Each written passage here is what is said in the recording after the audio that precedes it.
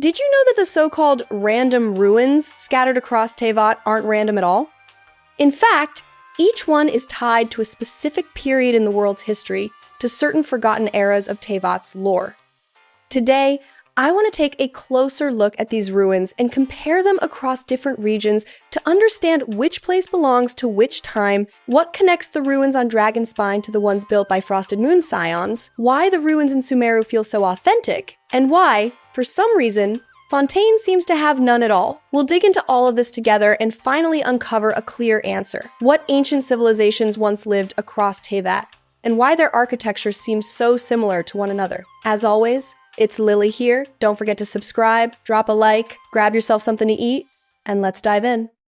First of all, I want to talk about the texture pack that Hoyoverse uses and has been using for most of the ruins in the game. Why is that important? Because at its core, Genshin Impact was originally designed as a mobile game. The more unique textures and assets you add, the heavier the game becomes. Creating completely new textures for every single ruin across the open world just wouldn't make sense. That's why many ruins share a similar design, which, in turn, means that ruins in Mondstadt, Inazuma, or even Natlan may look alike. If Hoyoverse tried to make every ruin completely distinct, it would actually break the lore a bit, because inconsistencies that don't fit together. So, before we begin, I just want to clarify, don't pay too much attention to repeated textures or reused models. It's part of the design choice, and it helps us understand the broader context. Let's move through history in order, and first, we begin with Mondstadt.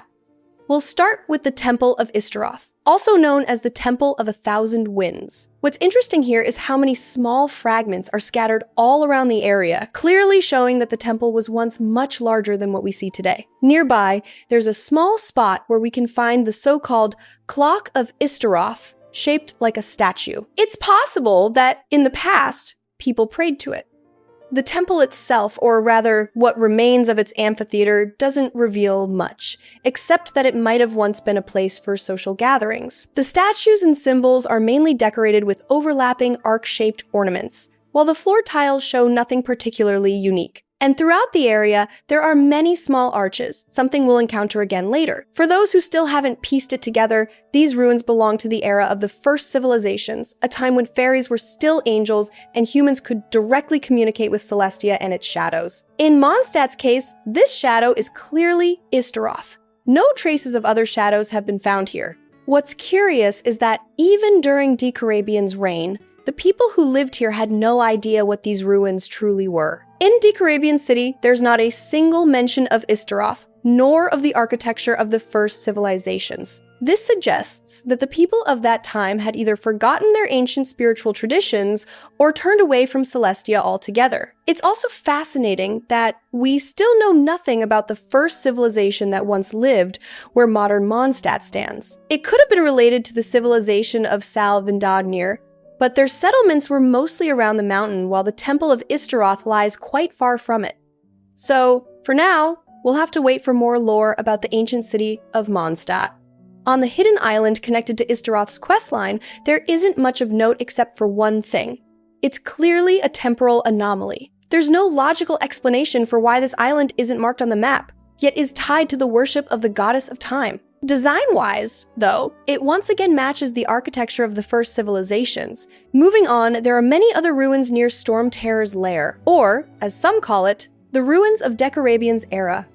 These ruins differ greatly from the Temple of 1,000 Winds, no arc-like ornaments, and the arches themselves are unusually massive. Even the arena of Andreas, the Wolf of the North, looks unique, not resembling either the first civilization's style or Khaenri'ah's. If you look closely, you can spot faint scale-like patterns carved into the stone. Remember that detail, we'll see it again later. Inside Storm Terror's lair, there's nothing particularly special, though it's worth noting that the columns here are not round, unlike those built by the first civilization. Now, Dragonspine is a whole different story. Although its columns are also angular, the walls there are covered in arc-shaped ornaments that intertwine, forming what looks like either a petal or perhaps an eye. It's hard to say for sure, maybe you'll share your theories in the comments. Inside the secret chamber, the floor displays circular symbols. On the outer ring, there are 4 infinity signs, just so you can picture what I mean, and in the inner circle, a tetrachknot symbol. We usually see triquetras, but here there are 4 possibly representing the 4 shadows. On the walls, there's a mural depicting what once happened on Dragonspine. Long ago, this was home to the ancient civilization of Sal Vindignir. The mural shows a winged figure, likely an angel giving something to humans. It looks almost like an atom, but I doubt the artist literally meant that. More likely, it symbolizes a gift of power, something that allowed Sal Vindignir to advance as a civilization. But there's another theory. What if that figure wasn't an angel, but a dragon?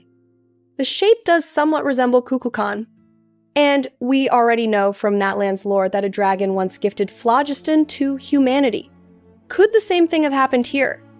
I think it's entirely possible, especially since on the right side of the mural, Celestia is shown descending abruptly over the mountain. Why would they do that? If a dragon granted its power to humans, Celestia's sudden appearance would make perfect sense. On another wall, there's a depiction of one large mountain surrounded by 4 smaller ones. What's interesting is that the smaller peaks seem to have been submerged. See those spirals? They could represent waves. Why do I think that? Because in the web event about the moons and the Great Flood, those same spirals were used to symbolize waves. So maybe this mural shows not the arrival of frost, but the moment of the flood. Still, it's strange. If this is such an important piece of lore, why are the 4 mountains missing now? It's unlikely Hoyoverse made such a major mistake or left it vague by accident. Either way, here we also find unique mechanisms that appear nowhere else in the game and have no in-game descriptions. They're definitely not Khaenri'ah automatons, since each of those has its own lore entry. Most likely, these belong to dragon constructs, their history erased or rewritten. And who could rewrite time and history like that? We all know the answer, the goddess of time. Before we leave Mondstadt, let's also touch on the hypostases. The fields where they appear clearly suggest they were created either by Celestia's will or by accident, but in any case, they are creations of Celestia. There are no dragon traits here at all. It seems that before the Gnosis system was established, the Shadows or even Phanes himself tried to extract pure elemental energy, which is exactly what the hypostases represent. And with that, let's move on to Liyue. If we take a look at the ruins near Wuan Hill, we'll notice something familiar, the same architectural style we saw at the Temple of 1,000 Winds in Mondstadt. And surprisingly, dragons once again play a role here. One of the inscriptions found among these ruins mentions that after the dragon left Qingce village, the sealing magic became useless. There are 2 possible interpretations of this. The first, it could be referring to Ajdaha during the time of the Archon War, when he betrayed Morax. Perhaps Geo-Archon tried to seal him right here, but that's unlikely, because the official story tells us Ajdaha destroyed the settlements near the chasm, not near Wuan Hill. And these holographic-style inscriptions don't quite fit the Archon War era anyway. Even today, the people of Liyue still write everything on paper, not through glowing runes etched into stone.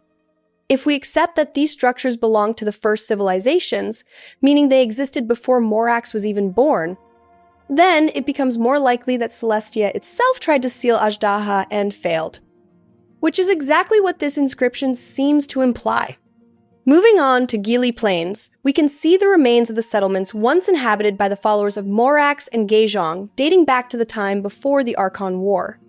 The overall design is rather plain, distinguished only by subtle golden trim and, of course, cubic motifs.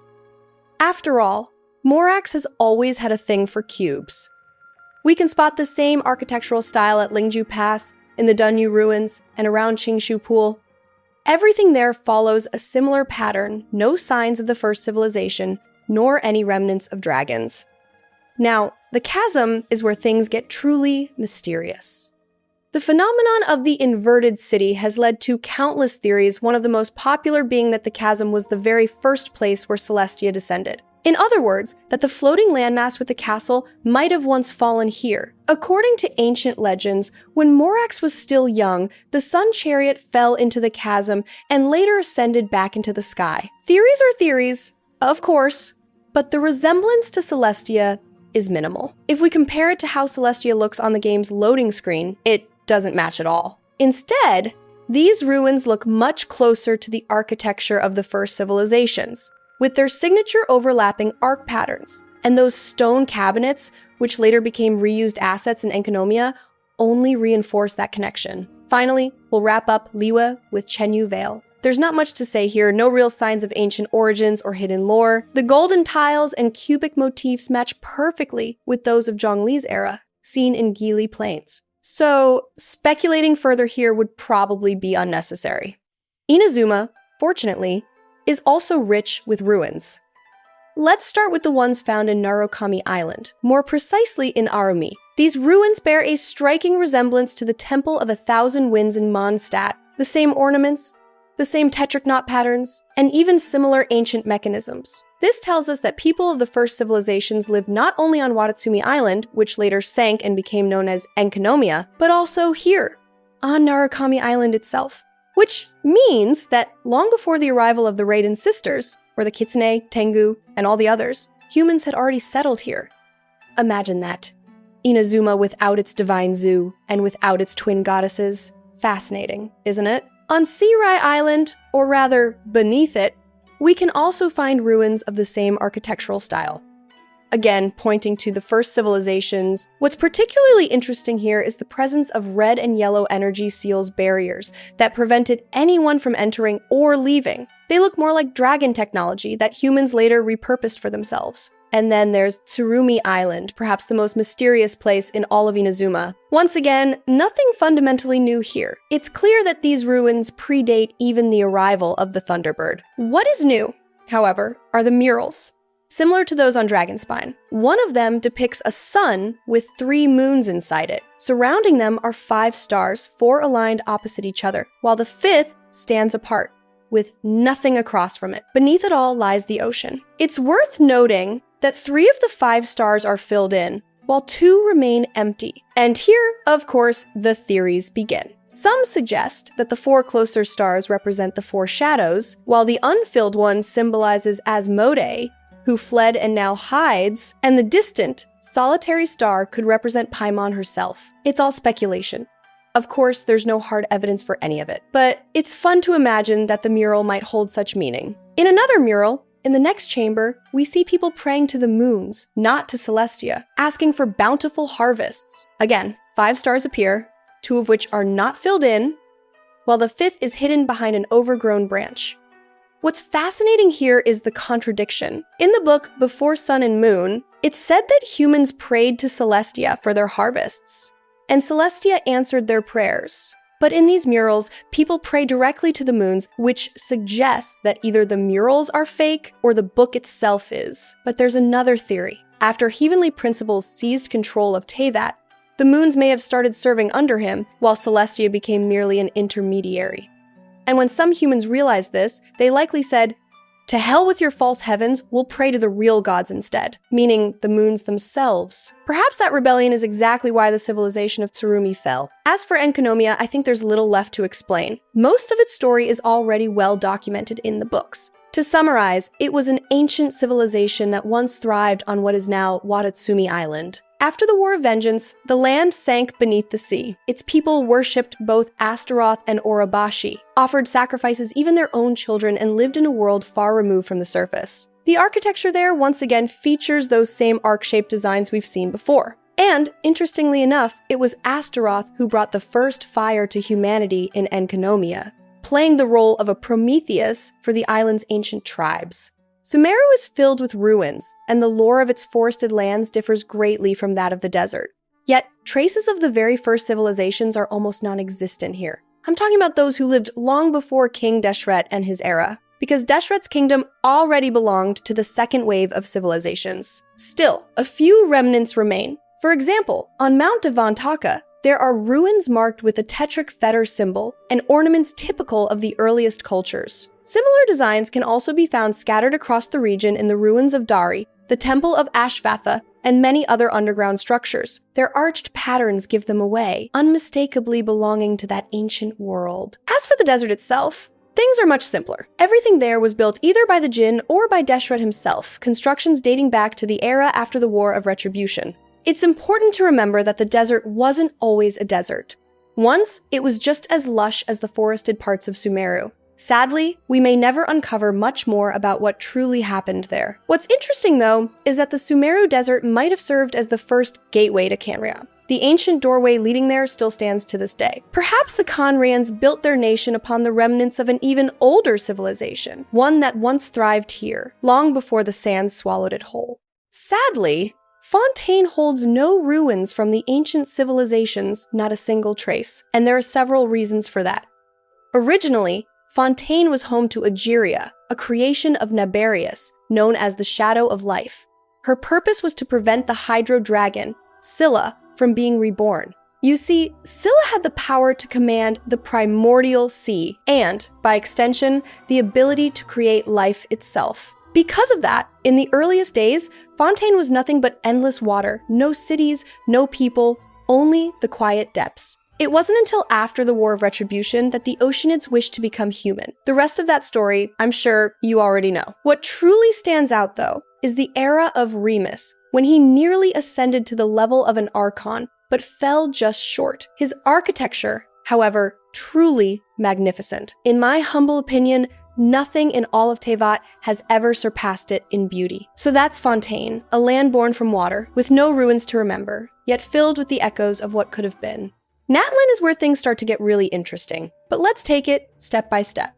First, the Temple of the Ancestors. Its architecture is unmistakably that of the first civilizations. The evidence is right there, both in the inscriptions that predate even Xbelunk's birth and in the arc-shaped interwoven patterns so typical of that era. So yes, it's safe to say these were the earliest civilizations that ever set foot in Natlan. If you'd like to dive deeper into that, I actually have a full video on this topic, highly recommend checking it out. But one question keeps bugging me. How did those first civilizations even survive in Natlan when the region was still dominated by dragons? Maybe all the dragons were gathered in Talon at the time. So let's talk about that. By now, it's pretty well known that the entire area was tied to the dragon race, surrounded by phlogiston, sealed spaces, and all that. Nothing too shocking, well, except one thing I noticed on another draconic site, Tonatia. Remember at the start of the video when I mentioned the wolf patterns in Andrias's domain, how they resemble scales? Well, the same kind of scaled pattern appears in dragon architecture. Maybe it's just a coincidence, and in Andrias's case, it really is fur, but still, I can't help but wonder if there's some distant connection between Andrias and the dragons. Probably not, but it's a fun little what-if moment. Overall, draconic structures aren't that wildly different from what we've seen elsewhere. Still, I want to point out one detail. During their prime, dragons were essentially a cosmic race capable of traversing the stars. And when you look at Tonatia, it honestly feels like you're standing inside a space station from Honkai Star Rail. What we're supposed to do with that information, I have no idea. But it sure seems like the dragons had already explored the cosmos long before Fanes ever appeared. And finally, Nodcry. It's not fully released yet, but there are already some fascinating details to look at.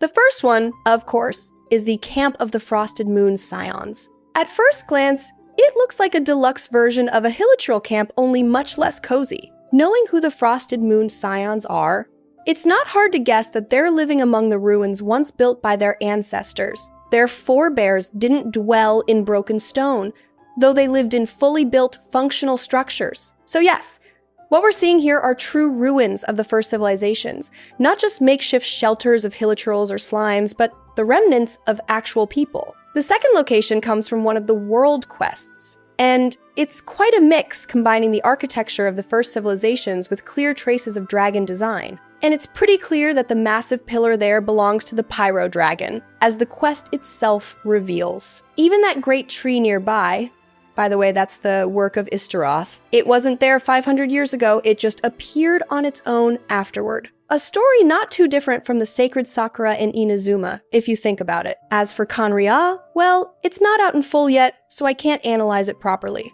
But judging by what we saw during the 6.1 story, I've got to say, why were they still living in ruins of the first civilizations right before the Cataclysm? The designs look exactly like those ancient ruins. I've already ranted about this in my lore video on the update, but honestly, it's kinda disappointing. It feels like the devs could have given Khaenri'ah a truly unique look, something breathtaking that would make the entire community lose their minds waiting for it. But no. If you've ever explored Enkanomiya, well, be ready. Khaenri'ah might look a lot like that. So, to sum it all up, if you see arc-shaped patterns or tri and tetraqueters, there's a 99.9% chance you're looking at ruins of the first civilizations. If you don't see those, but there's something symbolic to the region, like golden trims in Liyue, those are local ruins, probably dating back to the Archon War. If you notice scales, or anything that feels infused with magic like phlogiston, that's draconic for sure. And if you see steampunk-like ruins, well, that's probably Khaenri'ah's handiwork. That's about it for today. Hopefully, I've given you a bit of food for thought. Maybe you learned something new, or maybe you'll correct me where I got things wrong. Either way, share your theories in the comments! As always, this is Lily. Don't forget to like, subscribe, and I'll see you soon.